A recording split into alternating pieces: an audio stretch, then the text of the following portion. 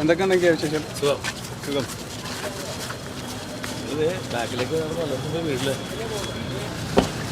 സുഖമല്ലേ? സാധിക്കും.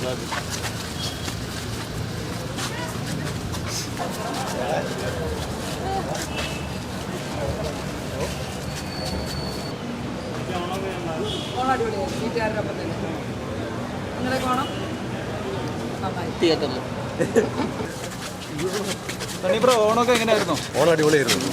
ഓണം കഴിഞ്ഞിട്ട് നേരെ വീട്ടിൽ നിന്ന് വരുവാ. ഹലോ, എങ്ങനെയുണ്ടായിരുന്നു ഓണം? സൂപ്പർ. അടിച്ചോളിച്ചാ? ആ, നാട്ടിലായിരുന്നു.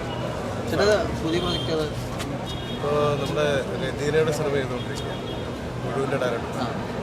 അതിലെ ലുക്കാണ് ഇത്. റിലീസാവാനുണ്ടായിരുന്നു രണ്ട് ടർക്കിഷ് സർക്കിളുണ്ട്, പിന്നെ ഡയറക്റ്റഡ് ബൈ ഗോഡ്. എല്ലാവരും വന്നോ?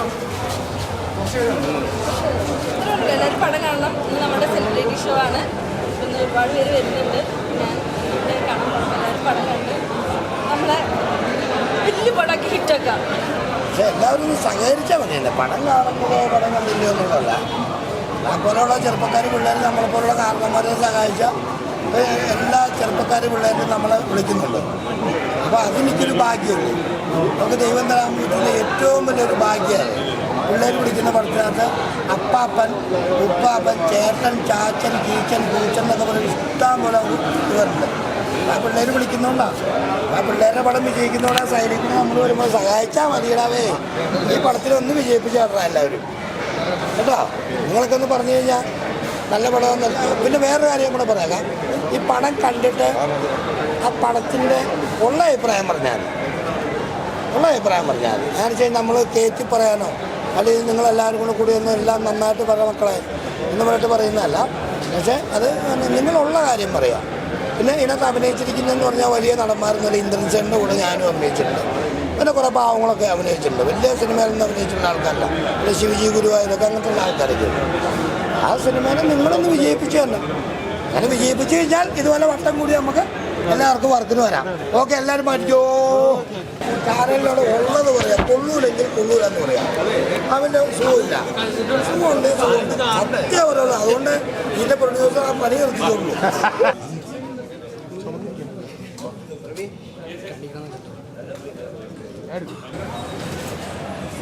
പിന്നെ ജാഫർക്ക് ഗംഭീര പെർഫോമൻസാണ്.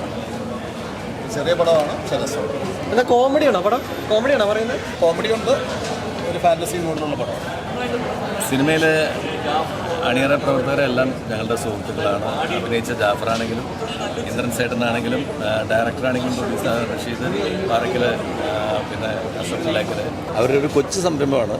അവർ ഒരു ആഗ്രഹത്തിൻ്റെ പേരിൽ ഒരു സിനിമയ്ക്ക് വേണ്ടി ശ്രമിച്ചിട്ടുണ്ട്. അത് ഇഷ്ടപ്പെടും, കാണുക. Thank you. ആ പടം നന്നായിട്ട് നല്ലൊരു സിനിമ, എല്ലാവർക്കും വന്ന് കാണാൻ എല്ലാവർക്കും ഇഷ്ടപ്പെടുന്ന ഒരു സിനിമ. എൻ്റെ പ്രൊഡ്യൂസർ അഷ്റഫ് പിലാക്കിൽ നന്നായിട്ട് അഭിനയിച്ചിട്ടുണ്ട്. ജാഫരിക്ക് വളരെ നന്നായിട്ട് അഭിനയിച്ചിട്ടുണ്ട്, നന്നായിട്ട് പാടിയിട്ടുണ്ട്. എല്ലാം കൊണ്ടും ഒരു നല്ല സിനിമയാണ്.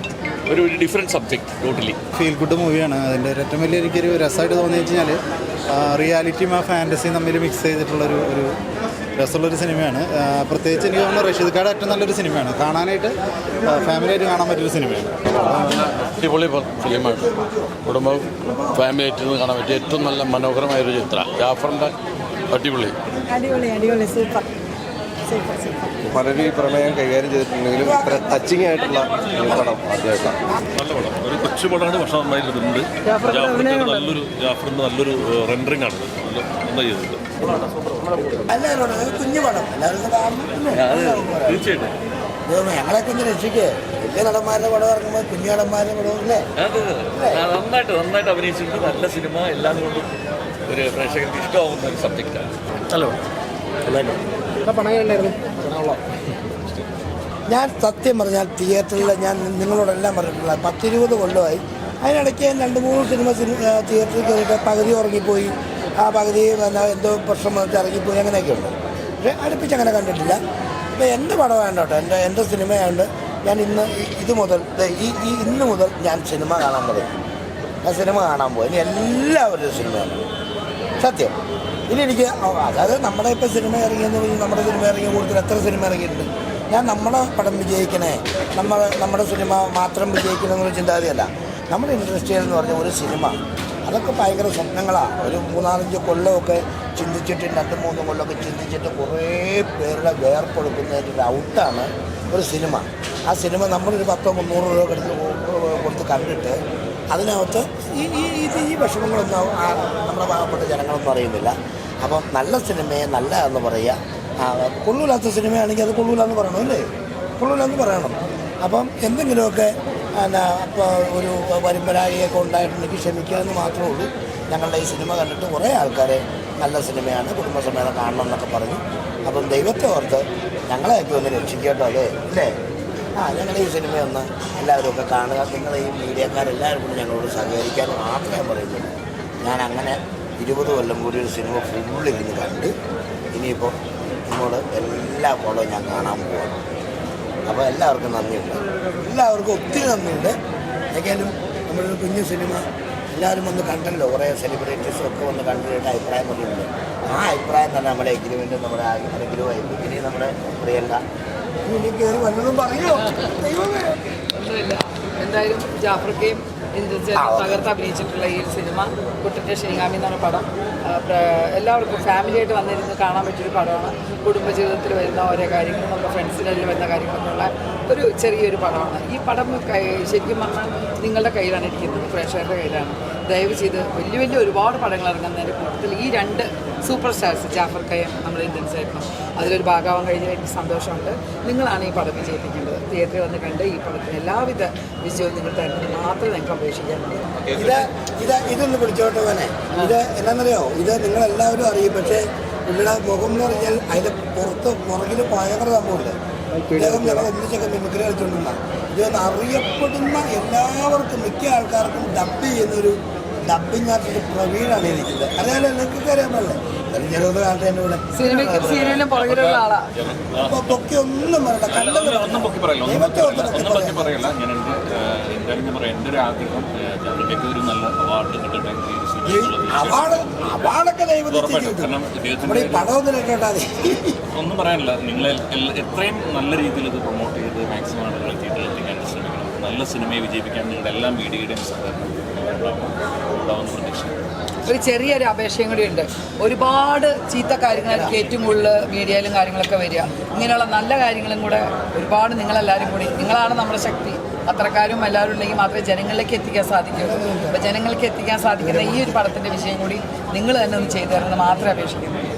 പടം നല്ല പടമായിരുന്നു.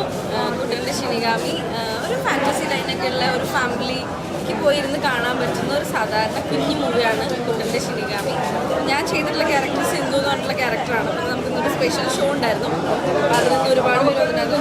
സണ്ണിച്ചേട്ടൻ ഉണ്ടായിരുന്നു, പിന്നെ സലാം സാർ ഉണ്ടായിരുന്നു, ഒരുപാട് പേരുണ്ടായിരുന്നു, നസീർ സാർ ഉണ്ടായിരുന്നു, എല്ലാവരും ഉണ്ടായിരുന്നു ഇവിടെ. അപ്പോൾ അതിൻ്റെ ഒരു ഹാപ്പിനെസ്സിലാണ് എല്ലാവരും. അപ്പം നിങ്ങൾക്കൊക്കെ പടം ഇഷ്ടമായിട്ടോ വിചാരിക്കണം. നിങ്ങളെന്തൊന്നും പറയാത്തെ? കണ്ടില്ല പടം? ഇഷ്ടപ്പെട്ടോ? ഇഷ്ടപ്പെട്ടു. അപ്പം അങ്ങനെ അതിൻ്റെ വിശേഷമായിട്ടിരിക്കണം.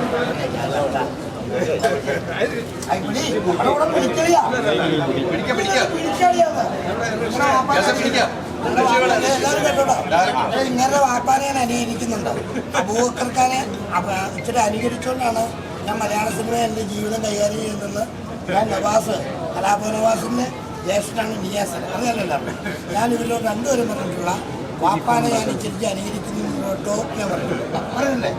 ആ സത്യം വീടുകളിൽ നിർത്തി സിഗരറ്റാക്കിയപ്പോൾ കുറ്റിക്കൊട്ടുള്ള ചുമയില്ല. അല്ലേ? ഓക്കെ, അപ്പോൾ പറയാം. ഇത് കൈയടിക്കുന്ന അല്ല, നിങ്ങളെ കൈയടിക്കരുത്. ക്യാമറ പോകും.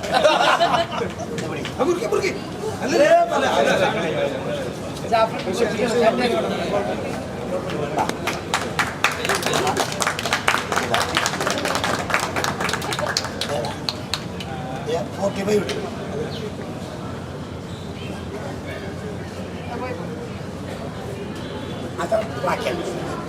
എല്ലാവരും പ്രൊഡ്യൂസറാണ്, എല്ലാവരും കാശ് വെച്ചോളൂ. ഡയറക്ടർ നമ്മുടെ ജഷീദ് നടക്കില്ല. ഇതൊക്കെ നിങ്ങളൊക്കെ വലിയ കാശം നിർത്തി ഈ പടം ചെയ്യാൻ പാടില്ല. നമ്മൾ ഇതുപോലെ വിട്ടു വെച്ചു. ഈ ഇന്റർനാഷണൽ ലെവലിൽ പോരെ പടം. നമ്മളെ ഏറ്റവും കൂടുതൽ പുതുതായിട്ട് അഭിനയിച്ച് തകർത്ത നമ്മുടെ എല്ലാവരായിട്ടും മറ്റേ ഭർത്താവായിട്ട് അഭിനയിച്ച് തകർത്തതിന്റെ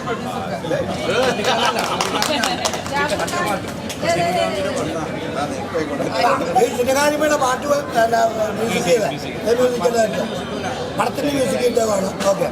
പിന്നെ ഒറ്റ ഒരു വലിയൊരു സംഭവം പറയാം. ഞാൻ ഇങ്ങനെ ഒരു സിനിമാക്കാരനാകാൻ കാരണം എന്ന് പറഞ്ഞാൽ ഇടുക്കി രാജൻ എൻ്റെ ഗുരു മിമിക്രി എനിക്ക് പറഞ്ഞു തന്നെയാണ് കേട്ടോ. ഇതാണ് എൻ്റെ ഗുരു. എല്ലാവരും കണ്ടോളാം. ഇനി നടത്തി വെച്ചേക്കരുത്. ഇനി ആരെങ്കിലും എനിക്ക് ചാൻസ് ചോദിച്ചെന്ന് പറഞ്ഞ് ഒന്നും പറഞ്ഞേക്കരുത്.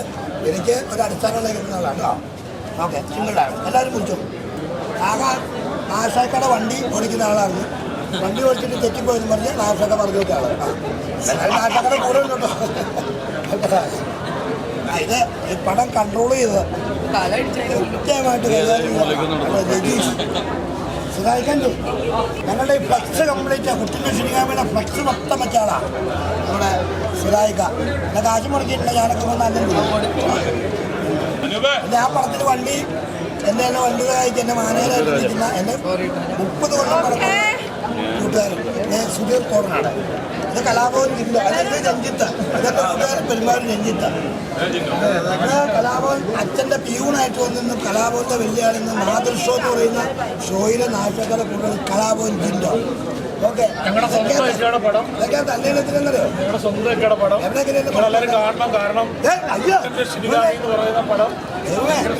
ഷൈജു അഞ്ചുമന ഇവന് ഷിജു അഞ്ചുമനയുണ്ടല്ലോ. പാട്ട് പാരലിപ്പാട്ടിൻ്റെ ഷിജു അഞ്ചുമന അടിപൊളി. ഓക്കെ. അടിപൊളി പടം. ഓക്കെ.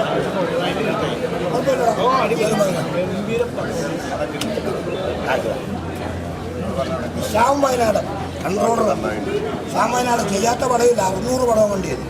പെരുമ്പാവൂരിൻ്റെ സുനി ഒരു ചെറിയൊരു സിനിമയായിട്ട് വന്നിട്ടുണ്ട്. ഏതാണ്ട് ഇതുപോലെയൊക്കെ ജനിച്ച് നിന്ന് നിങ്ങളുടെ മുമ്പിൽ നിന്ന് സംസാരിക്കാൻ പറ്റിയൊരു പ്രൊഡ്യൂസറാകാൻ വഴിയുണ്ട്. നോക്കട്ടെ അടിച്ചേപ്പിച്ച് കൊണ്ടുവരാമെന്ന് എല്ലാത്തിനും. ഓക്കെ. പടം എങ്ങനെയുണ്ടായിരുന്നു? അടിപൊളി. അപ്പോൾ എല്ലാവർക്കും